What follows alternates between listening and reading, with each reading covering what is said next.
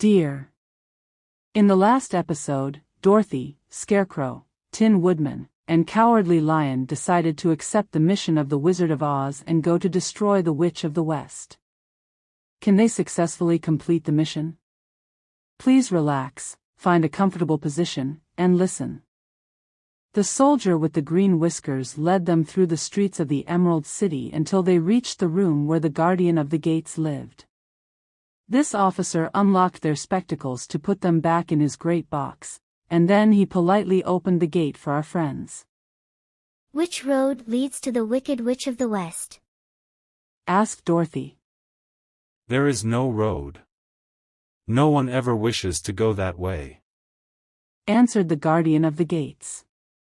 How, then, are we to find her? That will be easy. For when she knows you are in the country of the Winkies, she will find you, and make you all her slaves. Perhaps not. For we mean to destroy her, said the Scarecrow. Oh, that is different. No one has ever destroyed her before, so I naturally thought she would make slaves of you, as she has of the rest. But take care, for she is wicked and fierce, and may not allow you to destroy her. Keep to the west, where the sun sets, and you cannot fail to find her. They thanked him and bade him goodbye, and turned toward the west, walking over fields of soft grass dotted here and there with daisies and buttercups. Dorothy still wore the pretty silk dress she had put on in the palace, but now, to her surprise, she found it was no longer green, but pure white. The ribbon around Toto's neck had also lost its green color and was as white as Dorothy's dress. The Emerald City was soon left far behind. As they advanced, the ground became rougher and hillier, for there were no farms nor houses in this country of the West, and the ground was untilled. In the afternoon the sun shone hot in their faces, for there were no trees to offer them shade, so that before night Dorothy and Toto and the lion were tired, and lay down upon the grass and fell asleep, with the woodman and the Scarecrow keeping watch. Now the Wicked Witch of the West had but one eye, yet that was as powerful as a telescope, and could see everywhere. So, as she sat in the door of her castle, she happened to look around and saw Dorothy lying asleep, with her friends all about her. They were a long distance off, but the Wicked Witch was angry to find them in her country, so she blew upon a silver whistle that hung around her neck.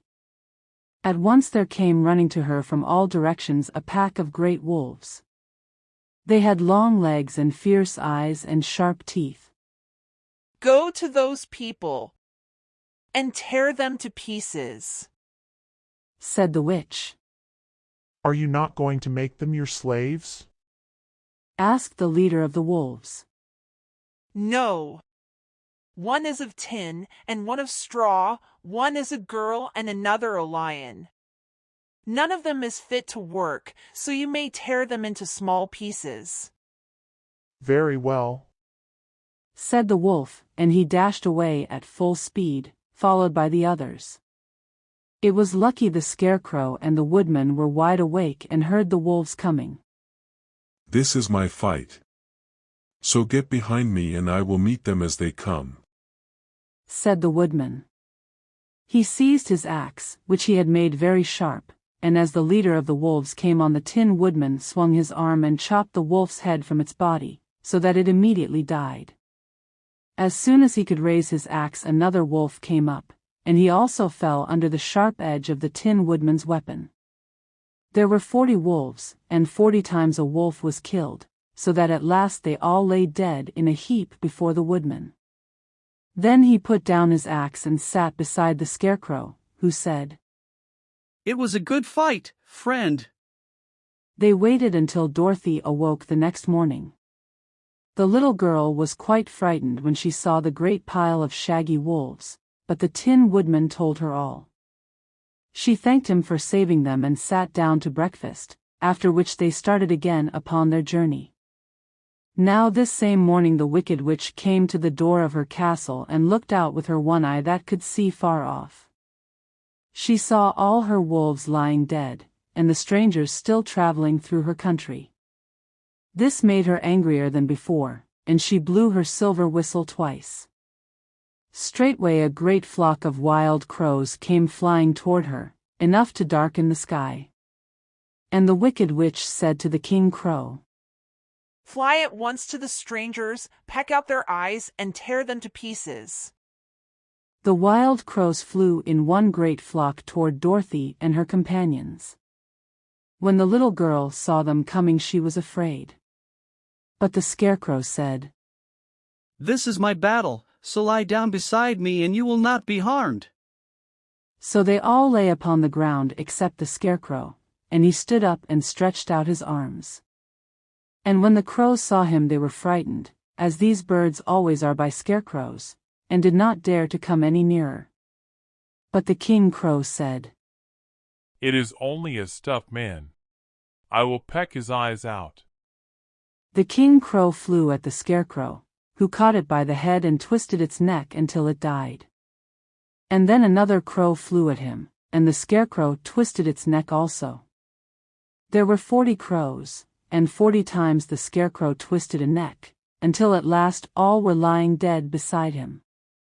Then he called to his companions to rise, and again they went upon their journey. When the Wicked Witch looked out again and saw all her crows lying in a heap, she got into a terrible rage, and blew 3 times upon her silver whistle.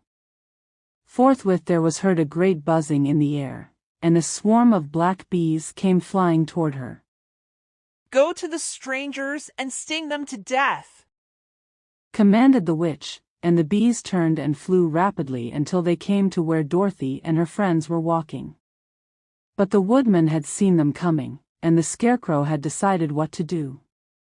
"Take out my straw and scatter it over the little girl and the dog and the lion. And the bees cannot sting them," he said to the woodman. This the woodman did, and as Dorothy lay close beside the lion and held Toto in her arms, the straw covered them entirely. The bees came and found no one but the woodman to sting, so they flew at him and broke off all their stings against the tin, without hurting the woodman at all. And as bees cannot live when their stings are broken, that was the end of the black bees, and they lay scattered thick about the woodman, like little heaps of fine coal. Then Dorothy and the lion got up, and the girl helped the Tin Woodman put the straw back into the Scarecrow again, until he was as good as ever. So they started upon their journey once more.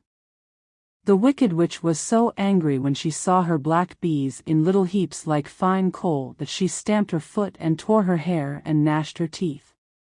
And then she called a dozen of her slaves, who were the Winkies, and gave them sharp spears, telling them to go to the strangers and destroy them. The Winkies were not a brave people, but they had to do as they were told. So they marched away until they came near to Dorothy. Then the lion gave a great roar and sprang towards them, and the poor Winkies were so frightened that they ran back as fast as they could. When they returned to the castle, the Wicked Witch beat them well with a strap, and sent them back to their work, after which she sat down to think what she should do next. She could not understand how all her plans to destroy these strangers had failed, but she was a powerful witch, as well as a wicked one, and she soon made up her mind how to act. There was, in her cupboard, a golden cap, with a circle of diamonds and rubies running round it. This golden cap had a charm. Whoever owned it could call 3 times upon the winged monkeys, who would obey any order they were given. But no person could command these strange creatures more than 3 times. Twice already the Wicked Witch had used the charm of the cap. Once was when she had made the Winkies her slaves, and set herself to rule over their country. The winged monkeys had helped her do this. The second time was when she had fought against the Great Oz himself, and driven him out of the land of the West. The winged monkeys had also helped her in doing this. Only once more could she use this golden cap, for which reason she did not like to do so until all her other powers were exhausted. But now that her fierce wolves and her wild crows and her stinging bees were gone, and her slaves had been scared away by the cowardly lion, she saw there was only one way left to destroy Dorothy and her friends. So the wicked witch took the golden cap from her cupboard and placed it upon her head. Then she stood upon her left foot and said slowly, EPP, Peppy, Cackoo. Next she stood upon her right foot and said, Hello, holo, hello. After this she stood upon both feet and cried in a loud voice, Sissy, zick. Now the charm began to work. The sky was darkened, and a low rumbling sound was heard in the air. There was a rushing of many wings, a great chattering and laughing, and the sun came out of the dark sky to show the wicked witch surrounded by a crowd of monkeys, each with a pair of immense and powerful wings on his shoulders. One, much bigger than the others, seemed to be their leader. He flew close to the witch and said, You have called us for the third and last time. What do you command? Go to the strangers who are within my land and destroy them all except the lion. Bring that beast to me, for I have a mind to harness him like a horse and make him work, said the wicked witch. Your command shall be obeyed, said the leader. Then, with a great deal of chattering and noise, the winged monkeys flew away to the place where Dorothy and her friends were walking. Some of the monkeys seized the Tin Woodman and carried him through the air until they were over a country thickly covered with sharp rocks. Here they dropped the poor woodman, who fell a great distance to the rocks, where he lay so battered and dented that he could neither move nor groan. Others of the monkeys caught the Scarecrow, and with their long fingers pulled all of the straw out of his clothes and head. They made his hat and boots and clothes into a small bundle and threw it into the top branches of a tall tree. The remaining monkeys threw pieces of stout rope around the lion and wound many coils about his body and head and legs, until he was unable to bite or scratch or struggle in any way. Then they lifted him up and flew away with him to the witch's castle, where he was placed in a small yard with a high iron fence around it, so that he could not escape. But Dorothy they did not harm at all. She stood, with Toto in her arms, watching the sad fate of her comrades and thinking it would soon be her turn. The leader of the winged monkeys flew up to her, his long, hairy arms stretched out and his ugly face grinning terribly, but he saw the mark of the good witch's kiss upon her forehead and stopped short, motioning the others not to touch her. We dare not harm this little girl, for she is protected by the power of good, and that is greater than the power of evil. All we can do is to carry her to the castle of the wicked witch and leave her there. So, carefully and gently, they lifted Dorothy in their arms and carried her swiftly through the air until they came to the castle, where they set her down upon the front doorstep. Then the leader said to the witch, We have obeyed you as far as we were able. The Tin Woodman and the Scarecrow are destroyed, and the lion is tied up in your yard. The little girl we dare not harm, nor the dog she carries in her arms. Your power over our band is now ended, and you will never see us again. Then all the winged monkeys, with much laughing and chattering and noise, flew into the air and were soon out of sight. The wicked witch was both surprised and worried when she saw the mark on Dorothy's forehead, for she knew well that neither the winged monkeys nor she, herself, dare hurt the girl in any way. She looked down at Dorothy's feet and seeing the silver shoes, began to tremble with fear, for she knew what a powerful charm belonged to them. At first the witch was tempted to run away from Dorothy, but she happened to look into the child's eyes and saw how simple the soul behind them was, and that the little girl did not know of the wonderful power the silver shoes gave her. So the wicked witch laughed to herself and thought, I can still make her my slave, for she does not know how to use her power. Then she said to Dorothy, harshly and severely, Come with me, and see that you mind everything I tell you, for if you do not I will make an end of you, as I did of the Tin Woodman and the Scarecrow. Dorothy followed her through many of the beautiful rooms in her castle until they came to the kitchen, where the witch bade her clean the pots and kettles and sweep the floor and keep the fire fed with wood. Dorothy went to work meekly, with her mind made up to work as hard as she could, for she was glad the wicked witch had decided not to kill her. With Dorothy hard at work, the witch thought she would go into the courtyard and harness the cowardly lion like a horse. It would amuse her, she was sure, to make him draw her chariot whenever she wished to go to drive. But as she opened the gate, the lion gave a loud roar and bounded at her so fiercely that the witch was afraid, and ran out and shut the gate again. If I cannot harness you, I can starve you. You shall have nothing to eat until you do as I wish, said the witch to the lion, speaking through the bars of the gate. So after that she took no food to the imprisoned lion, but every day she came to the gate at noon and asked, "Are you ready to be harnessed like a horse?" And the lion would answer, "No. If you come in this yard, I will bite you." The reason the lion did not have to do as the witch wished was that every night, while the woman was asleep, Dorothy carried him food from the cupboard. After he had eaten, he would lie down on his bed of straw, and Dorothy would lie beside him and put her head on his soft, shaggy mane, while they talked of their troubles and tried to plan some way to escape.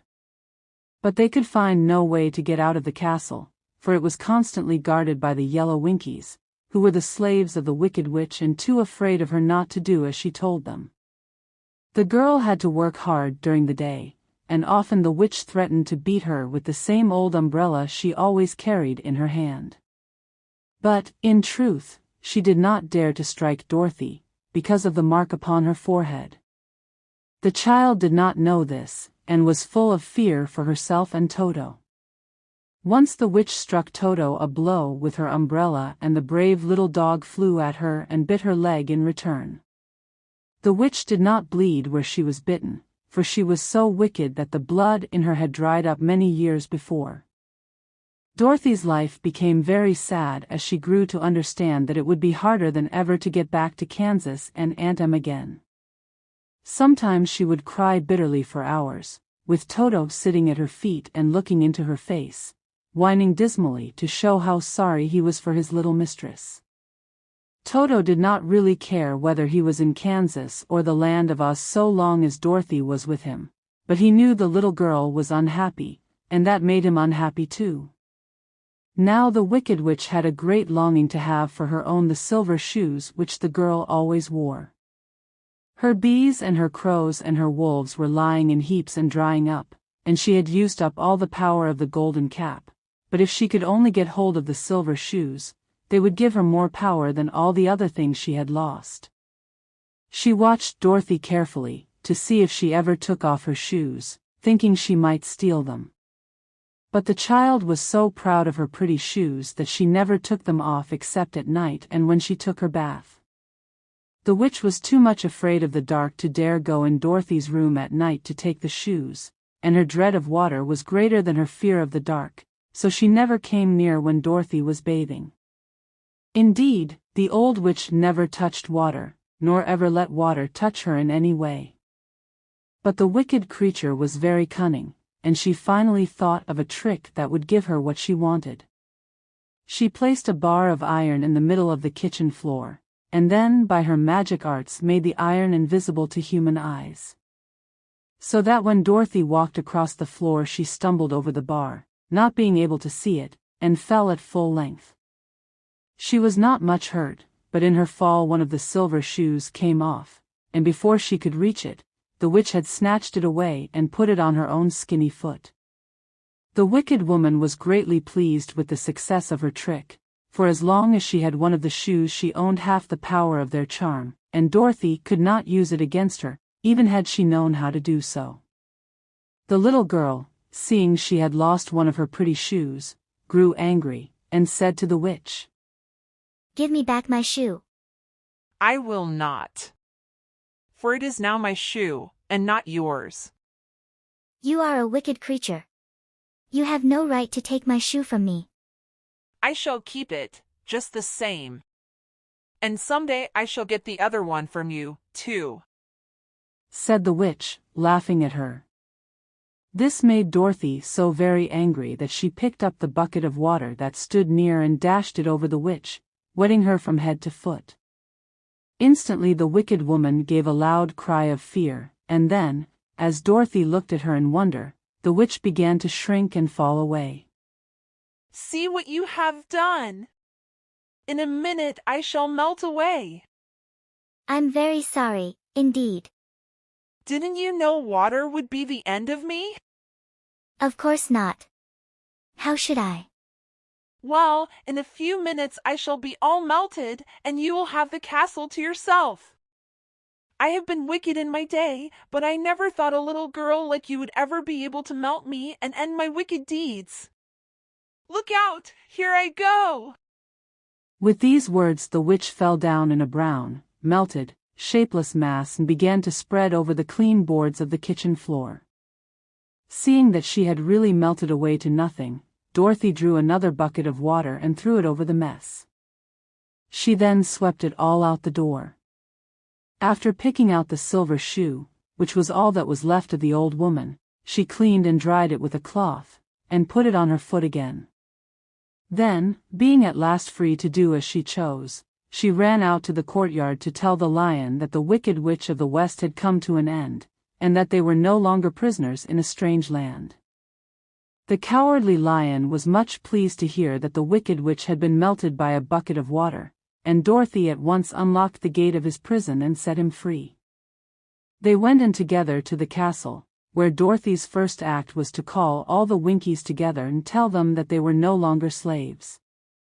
There was great rejoicing among the yellow Winkies, for they had been made to work hard during many years for the wicked witch, who had always treated them with great cruelty. They kept this day as a holiday, then and ever after, and spent the time in feasting and dancing. If our friends, the Scarecrow and the Tin Woodman, were only with us, I should be quite happy, said the lion. Don't you suppose we could rescue them? We can try. So they called the yellow Winkies and asked them if they would help to rescue their friends, and the Winkies said that they would be delighted to do all in their power for Dorothy, who had set them free from bondage. So she chose a number of the Winkies who looked as if they knew the most, and they all started away. They traveled that day and part of the next until they came to the rocky plain where the Tin Woodman lay, all battered and bent. His axe was near him, but the blade was rusted and the handle broken off short. The Winkies lifted him tenderly in their arms, and carried him back to the yellow castle again, Dorothy shedding a few tears by the way at the sad plight of her old friend, and the lion looking sober and sorry. When they reached the castle, Dorothy said to the Winkies, Are any of your people tinsmiths? Oh yes, some of us are very good tinsmiths, they told her. Then bring them to me. Can you straighten out those dents in the Tin Woodman, and bend him back into shape again, and solder him together where he is broken? She said. And when the tinsmiths came, bringing with them all their tools and baskets, the tinsmiths looked the woodman over carefully and then answered that they thought they could mend him so he would be as good as ever. So they set to work in one of the big yellow rooms of the castle and worked for 3 days and 4 nights, hammering and twisting and bending and soldering and polishing and pounding at the legs and body and head of the Tin Woodman, until at last he was straightened out into his old form, and his joints worked as well as ever. To be sure, there were several patches on him, but the tinsmiths did a good job, and as the woodman was not a vain man he did not mind the patches at all. When, at last, he walked into Dorothy's room and thanked her for rescuing him, he was so pleased that he wept tears of joy, and Dorothy had to wipe every tear carefully from his face with her apron, so his joints would not be rusted. At the same time her own tears fell thick and fast at the joy of meeting her old friend again, and these tears did not need to be wiped away. As for the lion, he wiped his eyes so often with the tip of his tail that it became quite wet, and he was obliged to go out into the courtyard and hold it in the sun till it dried. If we only had the Scarecrow with us again, I should be quite happy, said the Tin Woodman, when Dorothy had finished telling him everything that had happened. We must try to find him. So she called the Winkies to help her, and they walked all that day and part of the next until they came to the tall tree in the branches of which the winged monkeys had tossed the Scarecrow's clothes.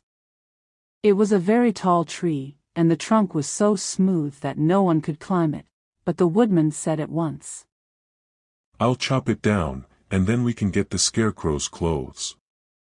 Now while the tinsmiths had been at work mending the Woodman himself, another of the Winkies, who was a goldsmith, had made an axe handle of solid gold and fitted it to the Woodman's axe, instead of the old broken handle. Others polished the blade until all the rust was removed and it glistened like burnished silver. As soon as he had spoken, the Tin Woodman began to chop, and in a short time the tree fell over with a crash, whereupon the Scarecrow's clothes fell out of the branches and rolled off on the ground. Dorothy picked them up and had the Winkies carry them back to the castle, where they were stuffed with nice, clean straw, and behold! Here was the Scarecrow, as good as ever, thanking them over and over again for saving him. Now that they were reunited, Dorothy and her friends spent a few happy days at the Yellow Castle, where they found everything they needed to make them comfortable. But one day the girl thought of Aunt Em, and said, We must go back to Oz, and claim his promise. Yes. At last I shall get my heart, said the Woodman. And I shall get my brains, added the Scarecrow joyfully. And I shall get my courage, said the Lion thoughtfully. And I shall get back to Kansas. Oh, let us start for the Emerald City tomorrow, cried Dorothy, clapping her hands. This they decided to do. The next day they called the Winkies together and bade them goodbye. The Winkies were sorry to have them go, and they had grown so fond of the Tin Woodman that they begged him to stay and rule over them and the Yellow Land of the West. Finding they were determined to go, the Winkies gave Toto and the Lion each a golden collar, and to Dorothy they presented a beautiful bracelet studded with diamonds, and to the Scarecrow they gave a gold-headed walking stick, to keep him from stumbling, and to the Tin Woodman they offered a silver oil can, inlaid with gold and set with precious jewels. Every one of the travelers made the Winkies a pretty speech in return, and all shook hands with them until their arms ached. Dorothy went to the witch's cupboard to fill her basket with food for the journey, and there she saw the golden cap. She tried it on her own head and found that it fitted her exactly. She did not know anything about the charm of the golden cap, but she saw that it was pretty, so she made up her mind to wear it and carry her sunbonnet in the basket. Then, being prepared for the journey, they all started for the Emerald City, and the Winkies gave them 3 cheers and many good wishes to carry with them. Dear Dorothy, Scarecrow, Tin Woodman, and Cowardly Lion have worked hard and finally completed their mission. Do you think they can realize their wish? Wonderful story segment, we will reveal it in the next episode. Sweet dreams.